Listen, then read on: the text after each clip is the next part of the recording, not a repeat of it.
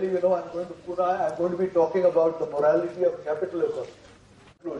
That democracy is an institution of high morality. Whereas we don't necessarily say that same thing about this law. Ultimately, we say that democracy is an institution of high morality because it empowers everybody through freedom of choice. And the freedom of choice becomes the most central part of that particular thing. Argument for the market is almost exactly the same in terms of morality. You say, yes, there are various things which are terribly wrong with the individual capitalist. But at the end of it all, you have the freedom of choice. If there's a monopoly supplier, shall we say by the government, once upon a time, the only watches that you could buy would be from HMT. There was a monopoly supplier. Suppose you wanted a watch, there weren't enough watches for everybody. You had to know a politician, you had to know a bureaucrat, you had to know somebody, or else you had to go to a smuggler, or else you had to go to a black marketer. But if there was a monopolist, the system did not work well. But like today, if there's any number of people who is producing watches, or if watches can be imported freely, we have freedom of choice. So anybody can go and get that particular watch. The individual has been empowered. Just as you can choose your political party or your political movement, you can choose what you want to produce. You can become a producer. Or you can choose what you want to consume, as you do, as the case of a voter. We could equally say capitalists are a lousy lot, but capitalism is a good system. What makes it work is not the fact that this particular guy is a man of high moral stature. What makes it work is competition. When there is competition between the political parties or when there is competition in the marketplace, in order for that particular person to become large and influential, he has to do things to satisfy the consumer. It is that competition between the producers, whether it's a political good or a material good, the competition between them leads the capitalist or the politician to do things which ultimately are what the people want, and the people are empowered to say that if what you do is not good enough, we switch to somebody else. So this then is the core of the system. It is not as to whether the people involved are paragons of virtue. It is that the system itself induces competition between fairly odious kinds of people to produce a result which we nevertheless regard as being the best of all outcomes. Without trying to, there are many different kinds of capitalism, you may say, many kinds of socialism, even many kinds of communism. But broadly, shall we say, the distinguishing part of capitalism was competitive market. Competition between people, the possibility of new guys starting new industries and ousting existing people, and of existing dominant players ultimately being out. So you had, apart from markets, you had earlier different kinds of systems. There were feudal systems in which most of the land was just owned by a few bunch of aristocrats. The vast majority of production came from there. The means of production was basically owned by a small bunch of landowners who had no particular interest in competing, who had no particular interest in supply. It was a terrible system which basically kept humankind in poverty from the dawn of history till about 200 years ago. So we had that system. There were some religious autocracies, there were feudal autocracies, there were individual kings. Then you got various other dictatorships in more modern terms. You got in particular two systems, communism and socialism. In the case of communism, you got theory of Mr. Karl Marx, which our director referred to, brought into effect by Mr. Lenin. Because Lenin said, democracy? You call this thing democracy? It's a complete fraud on people. There's no real power to them. You call the markets empowering? It's a fraud. So he says, actually, we, the noble, great people of the Communist Party of, in the case of Russia, in that case, but he said, we need to have it in all countries. We have seen through the fraud. So we will say that there is no real empowerment or choice in democracy. So on behalf of the people, the communist country will think on your behalf. And as somebody said, who is the people? The people is the Communist Party. Who is the Communist Party? It is the Politburo. Who is the Politburo? It is Lenin. So at the end of it all, what was supposed to be rule of the people becomes the rule of one man. I mean, I am giving this little lecture, but it wasn't even me. The person who actually made this particular remark in about 1918 was Rosa Luxemburg, who herself was a prominent Marxist and very, very critical of the Russian Revolution and the way Lenin had basically, instead of, in the name of the people, had in fact declared a dictatorship. Now, in its own ways, the Soviet Union, the communist system that he propounded out there, was a success in various ways. Without doubt, there was initially a civil war, tremendous deprivation for a long period of time. But in due course, the communist government did produce a modicum of equality of certain kinds of outcomes. Ultimately, there was a job for everybody. There was no unemployment.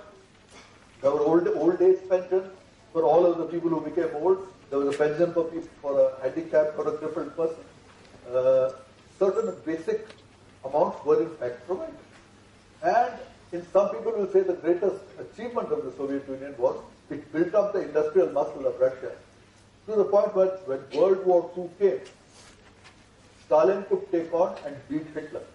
I mean, Hitler had beaten all the guys in Western Europe, but when he came across the Soviet Union, that is where he lost. I mean, some of the history books you read are written by Westerners. You may get the impression that it was basically the Westerners who beat Hitler. That is not the case. I mean, overwhelmingly, the 2/3 of all the troops involved in that war were on the Russian front, and it was the Soviet Union that ultimately won. I mean, it got to the point where in the 1930s, capitalism looked in a bad state because of its Great Depression, and you had eminent historians like A.J.P. Taylor say, capitalism is on its last leg, surely the system can never last. It has achieved nothing but misery for everybody. And yet this thing called capitalism is so remarkably flexible that after World War II, tweaked in various ways with Keynesianism and a few other issues, the same capitalism which took so terrible in the 1930s suddenly produced the fastest economic growth the world had ever seen. And it started off in the Western countries, in Japan, later on spread to various Asian countries, has now spread to India, where we are growing at 8.5%. Meanwhile, the Soviet Union, at that particular point, seems to have achieved a huge amount. In fact, Khrushchev, when he was in the United Nations in 1958, when he famously took off his shoe and banged it on the podium as he was speaking. I mean, he was speaking in New York, where the United Nations is, and sneering, saying, you guys may cavil, you may protest, you may say various things, but ultimately communism is the thing of the future. We shall crush you, whether you like it or not. Not by military force, but because we have grown so fast, we are an infinitely superior economic system. We will beat you hands down. Now, there's a thing called hubris. Whenever you think you've reached the top, that's usually the time when you begin to decline. Speaking, I would say as follows. Look at the areas that were liberalized and the areas that were not liberalized. In the case of an industrial license, earlier on, one of the most difficult things to get was an industrial license from New Delhi. And people used to land up there, and the various secretaries and the various politicians, if they were not paid off, you couldn't get the license. Today, the industrial license has been abolished, so there is no corruption. So as far as that, when it was fully liberalized, the morality greatly improved. There was a time when an import license was the most important thing. For import license, you had to give bribes, you had to give money, you had to do various slimy things. After liberalization, anybody can get an import license. So when it comes to getting import licenses, a fully liberalized area, again morality has greatly improved. Foreign exchange used to be extremely scarce. To get a foreign exchange permit, you had to slime around and give bribes. Or without that, there was a large black market and black marketeers dealing in the Hawala market, selling you dollars or pounds at a very high rate. We have liberalized that. Anybody can today go and get foreign exchange. The Hawala market has disappeared. The black marketing of currency has disappeared. Today, because the economy has grown 10 times, the cake is very large. The slice may have come down from 15% to 12%. But 12% of this large cake is infinitely more corruption and black money than the 15% of the small cake. So in an absolute sense, I think it would be correct to say that I regret to say there is much more black money and corruption at the end of it today. The reason, however, is not the reformed sectors. The reason are the sectors that are not fully reformed, which continue to be areas of what's called the Neta Babu Raj, areas where license and permits of various kinds are required. There is a series called the Doing Business series brought out by the IFC and World Bank every year, measuring the ease of doing business in various countries the world over. Now, you may think India has been liberalized, everything is very easy, things are free, easy to do business. I'm sorry, this is not true. A few areas the central government may have been liberalized, but overwhelmingly it is not yet liberalized. India turns out to be 134th out of 183 countries in ease of doing business. It is worst when it comes for small people. What is the ease of starting a new business? India comes 166 out of 183. Ease of getting a construction permit? India is 179th out of 183. Enforcement of contract? 182nd out of 183.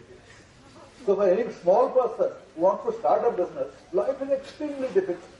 So anybody who wants to get a construction permit, big or large, the Netaji has to be paid off, the businessman. It is one of the most difficult things to get. Confess that India is still very, very far from liberalized. India is still a place dominated by a large number of permissions. It is also dominated by lack of a vibrant state which enforces the rights of ordinary small businessmen so that they can get their contracts enforced in a court of law. Things carry on in a court of law forever, as you are aware. In the Lalit Narayan Mishra case, this was the right-hand man of Indira Gandhi. He got murdered in 1973. Till today, the murder case is not solved. The defendant was 27 years old when he was arrested. Today he is 64. He has already had a heart attack. I don't know whether he will survive.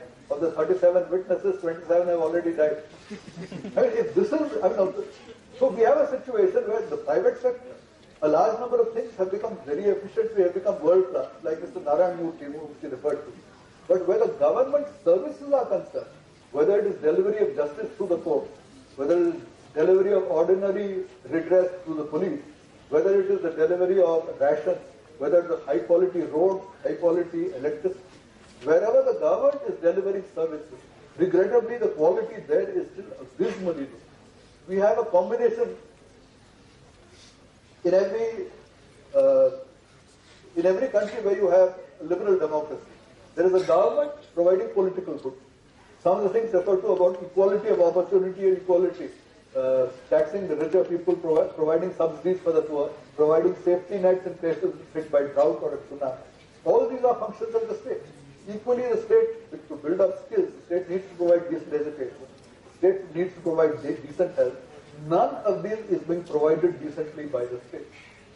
Okay, we've done 8.5% growth. But if we did everything right, probably we'd be able to do 15% growth. We are not doing it well enough because we need a large amount of reform and empowerment on the political side. At the end of it all, I will simply say, we need to get back to the morality of the system. The morality, I would say, of the politicians has not improved. The morality of individual businessmen may not have improved. The morality of the system has improved. The morality of the system has improved. That is one reason why, on the one hand, you get certain world-class industries like software. You get world-class entrepreneurs like Mr. Narayan Murthy. You have areas where licensing has been abolished altogether. Morality has improved. Where the imports have become easy and free, smuggling has disappeared, black market of currency has disappeared. So we need to work for systems that are liberalized. When they are liberalized and there is proper interaction between producers and suppliers, we get a higher morality. We need to aim for that. We do not need to aim for equality alone. Equality has its uses. Equality of opportunity we need to go for. But we must not say that just because we are hung up on the need for equality, that we must not emphasize freedom, we must not emphasize the empowerment of people to do what they can as freely as they can. That is the morality of competitive market. Sir, I would like to know your views on the decentralization and privatization of the Navratna PSUs in the oil sector and the railway sector. So right now, if you say, am I in favor of it taking place, the answer is yes. You said to be decentralized and privatized. I'm not quite sure what you mean by decentralization. There is no real sense in which the railways can be decentralized beyond the point. Because ultimately connectivity is required. It is one grid. So as one grid, there will be a limited amount of privatization. In fact, there were certain private lines. They have attempted privatization of railways in various countries within a system where the government owns the rail network and individual companies done individual services. It has been a very, very mixed performance. The case for it is not yet clear because there are tensions of interest between the owners of the track and the owners of the railway line. But certainly, there's something called the Container Corporation of India. Railway containers, when goods arrive by ship to, shall we say, to Bombay port, they are loaded on The containers are now lifted up and put onto the railway wagon and then taken straight to Delhi. Within there, some companies have been allowed to run rival corporations. So there is some competition that has come in, there is some decentralization to that effect. But regrettably, the railways are still keeping, as they said, the asli malai is for them. The lower goods only are being offered to the private sector because the government does not want to let go. So I am sure that if we had privatization and clear competition between the oil companies, I am pretty sure we would be better off. I mean, if you look at just the expansion, Reliance started from nowhere. And within a matter of 10 years had built the largest refinery complex in the whole world. The efficiencies were such, measured by something called the net refining margin. The net refining margin of Reliance was among the highest in the world, higher than even the famous Singapore refineries, which at that time were considered to be the most efficient in the world. And so it was very, very clear that the net refining margins of Reliance or SR is higher than that of the government refineries. But nobody in the government is particularly interested in these arcane matters. They want to keep the patronage network and opportunity for kickbacks.